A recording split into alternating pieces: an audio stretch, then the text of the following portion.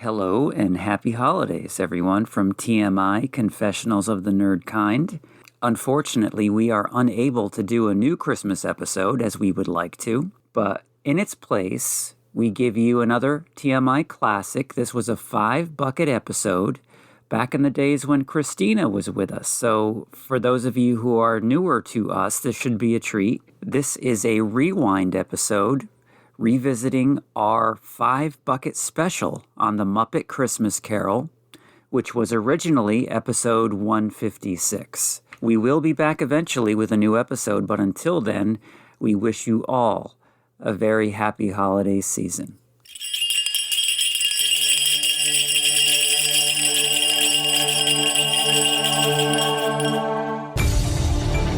The moment our fellow geeks, dweebs, nerds, and other unfortunates have been fervently waiting for has finally arrived.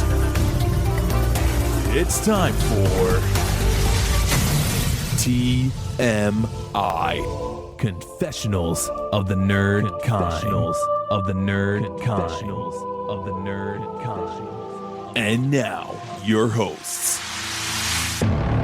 Jeff Nerf Herder Chandler, Jim Kaiju Baker, and Christina Yojimbo Henry. You can continue.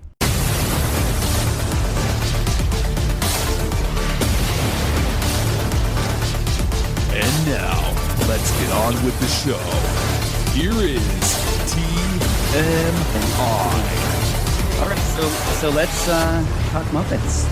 Yeah, let's talk Muppets. Let's go. Hey, everybody, it's days away from Christmas as we record this, and hopefully as you listen to this. Sorry. It could be No, it could be 2021 you're listening to this, 2022. Hey, a lot of our Christmas episodes still get lots of listens in December. If you're listening to this in 2021, congratulations, you made it through 2020. Yes, I wish I was in December 2021 at this point. We're just jumping right to Mandalorian season 3 now. Yes, we are. Yes, we Okay. are. But no, before we get there, gotta we get are through our talking Christmas. about, this is our last in a series of Christmas episodes. Yes. The last of our 2 5-bucket list episodes. Last week was Nightmare Before Christmas. And Christina, if you would like to share your thoughts on Nightmare Before Christmas right now, we're still in the festive mood. So if you had anything that we did not cover that you'd like to Or talk that we got wrong. that we got wrong. I did see Nightmare Before Christmas in the theater with my... Ooh, so you're young, huh? Yeah, I was a freshman in college. It's not like she was 6 years older. I know. I flashed back. I wasn't that young. Oh. I was young with my college boyfriend and his roommate. We went to see it, and I loved it. Like, from the start, I just was very attached to this movie. Jim talked a little bit about merchandise last week. I have merchandise, Nightmare Before Christmas merchandise in every room of my house. And I have stuff from the original release. I was going to ask if that, because you were working in a video store at the time? Or a bookstore? I was working in a bookstore, yeah. Okay. Because that's pretty much all where you found that. One of the things I have is like from that original era is actually a little lock, shock, and barrel in their tub. And it's a wind up. Yeah. Oh, And it moves. Oh my gosh! Like, I'm looking around my house. I have so much stuff. Did they have McDonald's toys? I don't remember if they had don't know if they did or McDonald's not. toys or not. But I have so many things. I have a Nightmare for Christmas clock. I have a Nightmare for Christmas cookie jar. I have an ice bucket. There are more Nightmare for Christmas ornaments on my tree than any other kind of ornament. Yeah, see, we needed you last week. I have a billion stuffies. I have the Jack in the Coffin. I have the pirate Jack from James and the Giant Peach. What? Yes. Really? Yes. Cool. And they made him. yes. And I mean, I have so much stuff I can't even list it all. I have a Jack dress that I wear at conventions. Like, it looks like Jack's outfit, except it's, a dress. So do I. I just have so much stuff. And in fact, when my husband and I went to Disney World in 1999, this was back when Hollywood Studios was still like a working studio, and they would have like displays of props and stuff. Yep. They were doing a Nightmare Before Christmas exhibit at the time. And you guys were talking about the jack heads with the pop-offs. Yeah. There was a case full of them. Get out of here. Oh, yes. That's so cool to see. And I have videotape that we took walking through the exhibit, looking at all the stuff. Yeah, it was amazing. That's cool. I am a huge fan of this movie. I always have been. I was very sad to miss the discussion. Yeah, that was a missed. You were missed. But she's here this week. Yes. We are talking about the Muppet Christmas Carol. Yes, we are talking about the Muppet Christmas Carol. And I don't know if you guys saw this in the theaters or... No, and this was a surprise to me because as I was researching, I've seen it before, 1 or 2 times before. I didn't see it in the theater. I had to check myself because immediately when you brought this up, that we were going to cover this, I went to, in my head, the John Denver version of the Muppets Christmas, which was not a Christmas Carol. No, that's right, because you're like, it should be a quick episode. It's only like a half an hour. And John Denver, Scrooge. Okay, I know this. But then I brought it up on Disney Plus, right? Because I'd seen the little box for it. And then as I brought it up, it's Michael Caine. It's not John Denver at all. Then I looked it up and I was like, it's theatrical. This totally escaped me. I've only known it since after its theatrical run. But obviously, Christina, you were familiar with it right from the start. Yeah, and I did, again, see this in the theater. Part of that's because I love the Muppets, but also part of it is because I love A Christmas Carol. But this is a film that I watched this so many times, I could probably recite it to you. It is very rewatchable. I can honestly say I've seen it on VHS over once or twice, but I did not see it in the theater. And by and large, I don't remember much of it, even though I'm a huge Muppets fan. But, it is A Christmas Carol, and there's so many iterations of A Christmas Carol. Correct. This being probably in the top of the list of recognizable versions of this story. But I'm thinking of Mickey's Christmas Carol, the Disney's Scrooge. other attempt with Jim Carrey as Scrooge. Yeah. Which, by the way, I think is the only version I've never seen. No.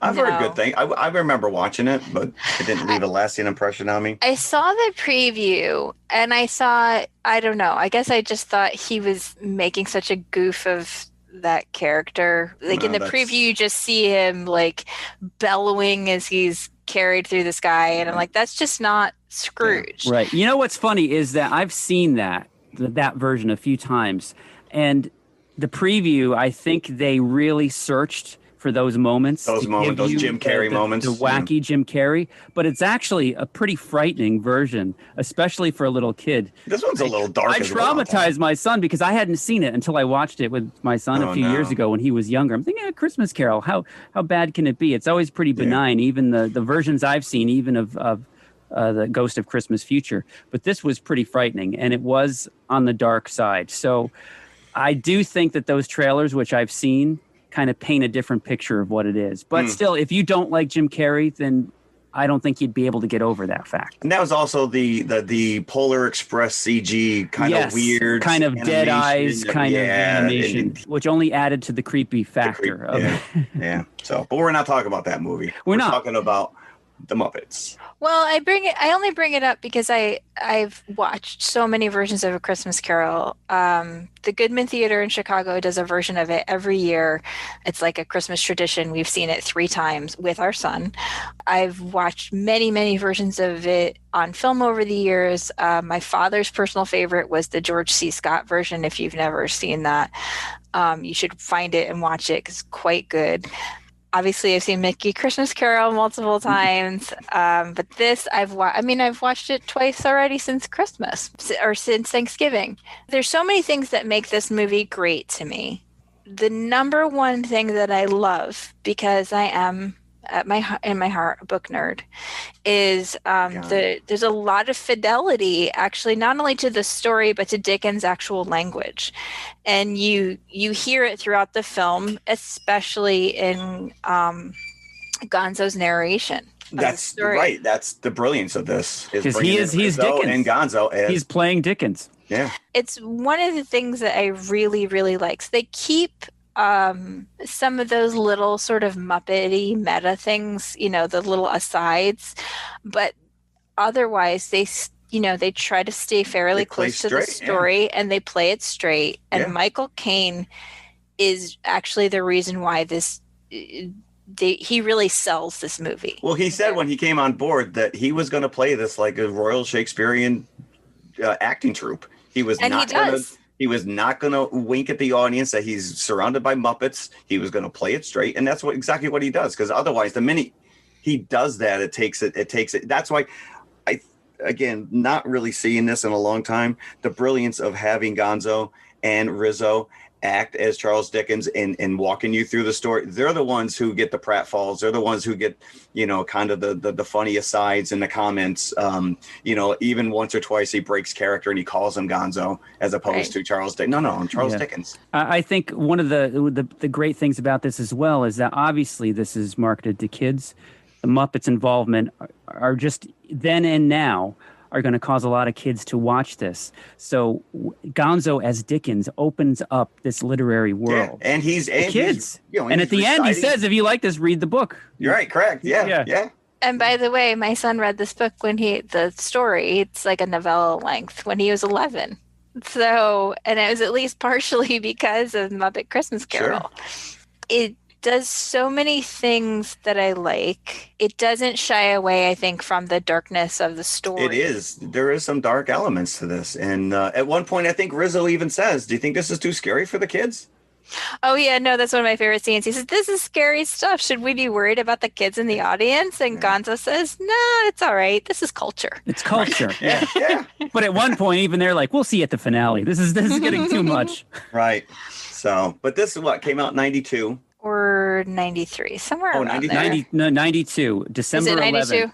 Okay. 92. Yeah, and so you have to put this in context that this was, 2 years after Jim Henson passed away. Right. And it opens with In Loving Memory. This was the first Muppet movie made without him, directed by his son, Brian, who it was his directorial debut. And so you have, what's his name? Steve Whitmore stepped in and took over Kermit. You still got Frank Oz, playing some of these characters, but to not have Jim Henson involved in this in any way, shape, or form.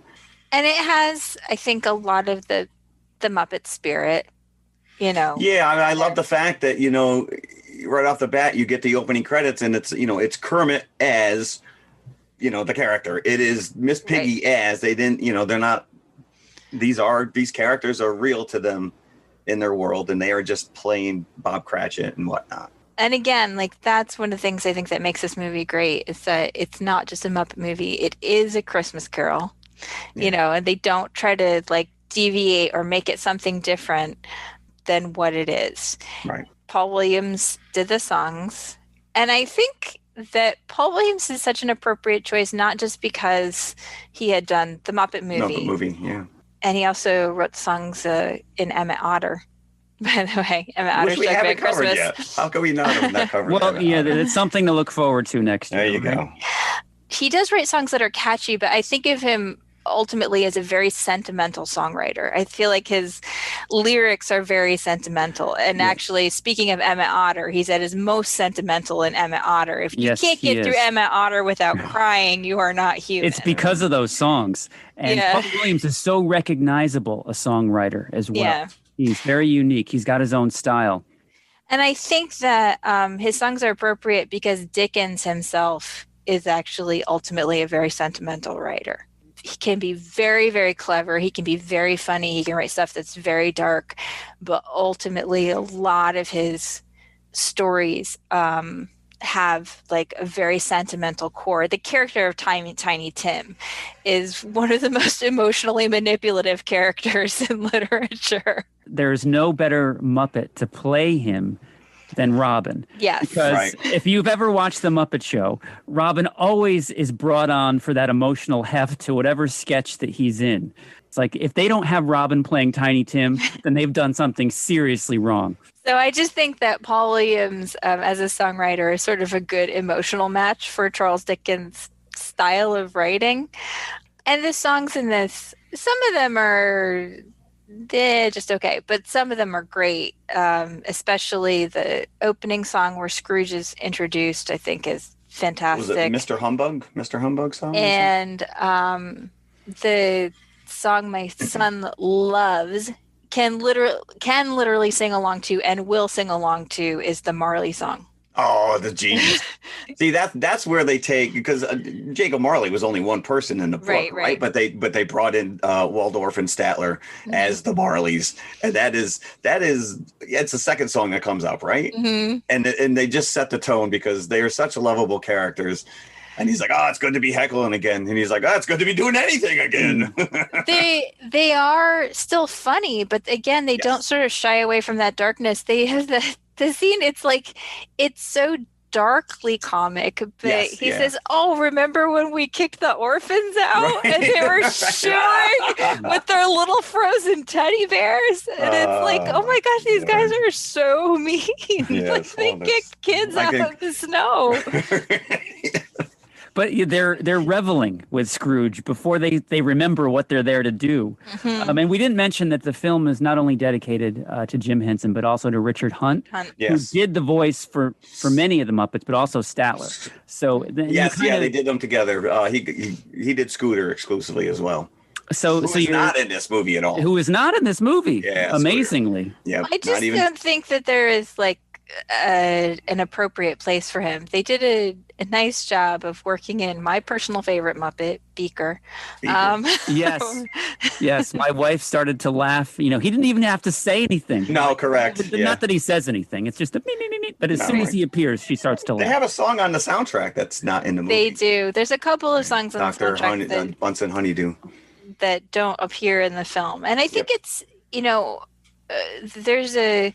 this happens a little later, but there's a scene that's famously cut out. When Love Is I had Gone. to look it up. I just watched it on YouTube this morning.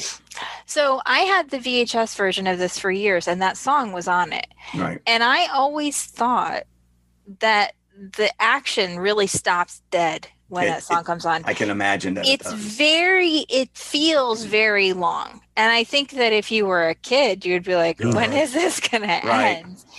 And I never really liked that song. In fact, on the VHS, sometimes I would fast forward through it. Oh, wow. And because it just seems like it takes a long time. And it's not a great song.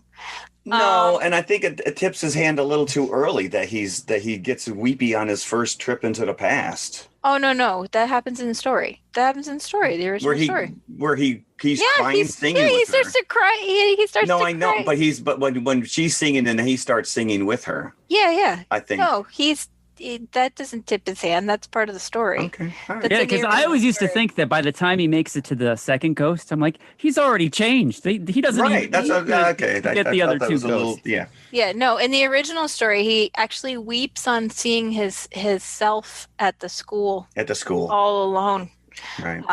And then he starts to think about the boy who was standing outside the door, and he says, "Oh, I should have given him something." The boy who was right. In this case, it's Bean Bunny. And immediately I thought of the 3D Muppet movie in Hollywood Studios. Yes, me too. Yeah. Like it's the little rabbit from the 3D movie. I don't remember him. And actually, just speaking of Bean Bunny, again, where this movie just doesn't really shy away from the darkness of the story, there is a little 2-3 second scene where you see Bean Bunny shivering in the cold. Yes. Yeah. Like the camera just kind of pans. Newspapers. Yeah. So it really does acknowledge the hardship that he's suffering and that a lot of people were suffering.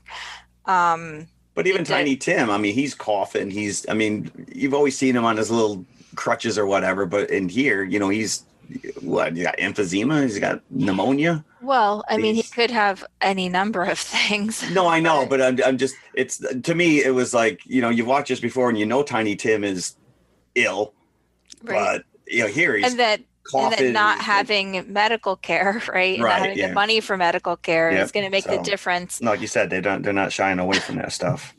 And that's in the original story too. Again, because even though Dickens was a sentimental writer, he also saw like the hardship around him and had experienced it himself as a child. He went to work in a workhouse when he was young because his father was in debtor's prison. And so I do think it's nice that the story, even though it's for kids, acknowledges the dark parts of the story, which you need, otherwise you can't believe in Scrooge's transformation. Right. I think it's really important to see that stuff. And I think that, because I did look up some stuff about this last night, and there were some critiques of the film that it was too dark, which is like, Well, I think the story is dark. It's dark, so- right? But Is this the first time you were hearing of the Right. Christmas Carol story? But again, there's other iterations that kind of gloss over that a little bit. They're not, But leaning into the darkness. But I mean, unless it's like the Barney's version of A Christmas Carol. It needs Right. to Well, be Mickey. I mean, Mickey's Christmas. No, Mickey's is pretty dark too at the end. Yeah. They don't shy away in that. I agree. I think that Mickey's Christmas Carol does, it's Mickey's Christmas Carol is quite trimmed down in terms of the story. Yeah, what is it, like 20, 25 minutes? or Yeah, something? it's short, but they do sort of lean into the darker elements. But I think it's ridiculous when people think that kids don't get or should be shielded from stuff that's dark. One of the reasons I think why Roald Dahl was such a popular author is because he never tried to tell kids that the world was okay all the time. Right. Yeah. That is fundamentally at the heart of so many of his stories. In Charlie and the Chocolate Factory, there's a chapter called The Family Begins to Starve. I mean, he was not pretending that everything was okay, right? Or in James and the Giant Peach, Aunt Spiker and Aunt Sponge are terrible to James, shockingly terrible. And his parents died in this horrific accident. He never pretended that everything was okay. And I think that kids know the world is not all lollipops and roses all the time. And I think that it's important that when you have a story like this, that you don't pretend that everything's okay, that Scrooge isn't really that bad. He is that bad. That's why he needs to have 3 ghosts come and visit him. All right. We can't just have one. And I love the line at the beginning before he starts to get visited. And they tell him that he's going to get visited by 3 ghosts. Can I meet them all at once and just get it over with? They all come at the same time. And again, that's the language is slightly altered, but that's what he says in the story. And that's one of the things that I love is just, again, how much of the story that they preserved. They preserved one of my favorite lines, there's more of gravy than of grave about you. There's some lines that actually work their way into some of the songs. Not necessarily a line, but certainly a sentiment that works its way into the first song about Scrooge. So in the book, Dickens has this great line where he says that Scrooge carries his own low temperature about with him, which I think is such a great way of saying that he was a cold person. Yeah. Did he also write "It's Fozziwig's Rubber Chicken Factory"? Because how did Kane pull that line off without laughing is beyond me. But in this first song, they start off by talking about the cold wind blowing, right, that chills you to the bone. And that's because Scrooge is coming, because he carries his own low temperature about with him, right? He's he literally spreads coldness before him. Yeah, that scene where there's so many, this is where you get those really fun asides with Gonzo and Rizzo. The scene right before they go to the chicken factory and he's like, light the lamp, not the rat, light the lamp, not the rat. Or I love the line talking about Scrooge's coldness in the beginning when the whole theme of them being in his office and working in the freezing cold and he doesn't want to put another coal in. Our assets are frozen. It's funny you mentioned the darkness to the kids in the audience, and I guess when they were doing advanced screenings, the kids didn't understand why he was giving his workers coal. Because obviously Santa leaves you coal when you're bad, no, that's what they use to heat them. So, right. Because we didn't think that one through. That's a great scene too, when they ask her and they're so cold. And he's like, how would the bookkeepers like to be unemployed? And they're like, heat wave. when Cratchit tells Scrooge that like it's customary to give people the day off, and he's like, and they're like, oh no, that was the frog's idea. Right. Exactly. Yeah. But he manages to talk him into it, saying, well, nobody else is going to be open. You're just going to be wasting heat if you... Yeah, so where did he buy that turkey from? Yeah. Oh, because the shop is still open. Because something that people don't realize is that a lot of people didn't actually have the capability necessarily to cook something like a big turkey in their house. So a lot of times the shops would cook them for them. And that was a raw turkey, by the way. That was a 20-pound turkey at 20 minutes a pound. That you're talking like 4.5 hours easily. But we haven't talked about any of the ghosts yet. No, I'm impressed with this that they didn't go with established Muppet characters. They were going to. They were. I were did going read to. That at one point they were going to start pulling them, and I like this so much better because they are their own entities. Yeah, they're not. They're bringing no preconceptions to the roles, so it's not like you're getting it's Fozzie as the ghost. Correct. Right. Christmas I think past, that would have right? taken it away a little bit. One of the things they do by not having the established characters is keep to that sense that Michael Caine is bringing to the film, that they're playing it straight. Right. Yes, there's like funny stuff again, like little asides with Gonzo and Rizzo. Yeah, no, they are the comic relief, and I think that's the brilliance of this movie is that exactly what you're saying. That the core of the story itself is intact, and they are playing it straight.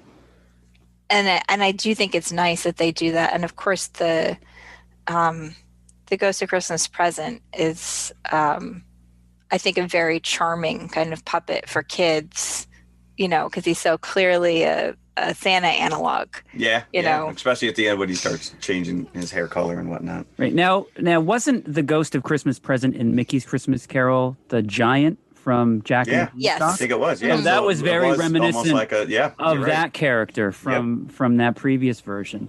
But I also love the Dark Crystal-esque look to the that creepy, Ghost of Christmas Past. Girl doll. Yeah. I think we talked about this past, like funny things that scare your kids. My son, for years, no matter what version of Christmas Carol we watched, was always scared of the door knocker. The Marley door knocker. Into his face, yeah. Even when it was goofy? Even when it was goofy. Listen, you could have given me an inanimate object that friggin' turns into something. And it was so funny because he was never bothered by the Ghost of Christmas Yet to Come, who's in every rendition is always incredibly Reaper-like. Yeah. Never bothered him. Like all the other elements of the story never bothered him, even when he was little. But the door knocker always freaked him out. And even now, when we watch any version of it, he's always like, remember when the door knocker used to scare me? It doesn't anymore. I'm going to excuse myself for a minute, but I'll be back. You know how when you get these things in your family where you quote things at each other? The line that I think we quote all the time is the scene when Gonzo picks up Rizzo and uses him to clean the window. Clean the window. Yes. And Rizzo says, "Thank you for making me a part of this." Right. And it's one of those things that we use all the time. Like if we just want, be like, "Do you want to do something?" Or be like, "Do you want to be a part of this?" But yeah, I love this movie. I love again, like sort of the fidelity to the story, to Charles Dickens' language. I think Michael Caine is great in this. Like I said, he's not messing around. He's giving it, turning in like a real emotional performance so that you really feel the impact at the end of the story. But so do the Muppet performers as well. Yeah. That scene with the reveal that Tiny Tim has died. It packs a very powerful blow emotionally. And that's a testament to the Muppeteers that are doing the voices and doing the puppetry. Yeah. And again, they preserve the language of the story where he says, life is made of meetings and partings. That's direct from the story. And it's just like if you can't, if you can watch Emma Otter and not cry, if you can get through that scene without a tear in your eye, I don't think you're human. It's such a heartbreaking scene. And again, this goes back to Dickens himself. He and his wife had lost a child. They had many children. I can't remember offhand exactly how many, but I'm pretty sure it was more than 7. But they had lost a child. And the genuine grief of a parent losing a child is in that scene. In it, yeah. Speaking of children, wouldn't a frog and a pig have like hybrid? Like, why are the girls just all pigs and the boys a frog? That would have been, I would have liked to seen girl frogs and boy pigs. Or a hybrid, something in between. Fozzie wigs. Was that straight up the Muppet Show backstage? That I thought that as well. I thought that Right? that's looks too much like the backstage area of the to Muppet not Show. be purposeful. Right, yeah. So, but we did get Dr. Teeth and we got Janice and the Swedish Chef. Yes. So does this make up for Michael Caine's Jaws 4 appearance? I don't know. Yeah. You never saw that either? No, I've seen that. That's pretty unforgivable. It is. That was a paycheck. The whole movie is unforgivable. Hey, Michael when Caine when the shark comes up and screams, that's my favorite part of the Michael Caine is indelible. I think was forgiven that like the day that it came out. So I'm willing to give him that for a paycheck. Yeah. Yes, indeed. You know what else I thought was cool? And this is just a stupid throwback to our Sleepy Hollow episode, which was there was a shot where they were panning across the window and they had the little marker, the window. Remember we talked about the maker's mark? Mm-hmm. Oh my God, they even went to the extent. So I thought that was kind of neat. Yeah, I enjoyed it immensely. I thought it was very well put together. I don't remember 3/4 of this, but Yeah, this is one of those things. You know how sometimes you'll turn on something while you're doing something else just because you like it, and you want to listen to it. This is one of those movies that I do that with. in the trailer they used the soundtrack to Beetlejuice. So I don't really know how that plays out. Oh, really? Yeah. Well, that's what they did back in the day. They just pulled something from the library. Right. So, Those Paul Williams songs weren't ready to go.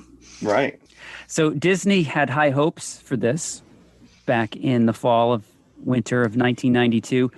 It did make its money back. It cost $12 million to make, and it made back $27 million, but it wasn't as big of a hit as they expected it to be.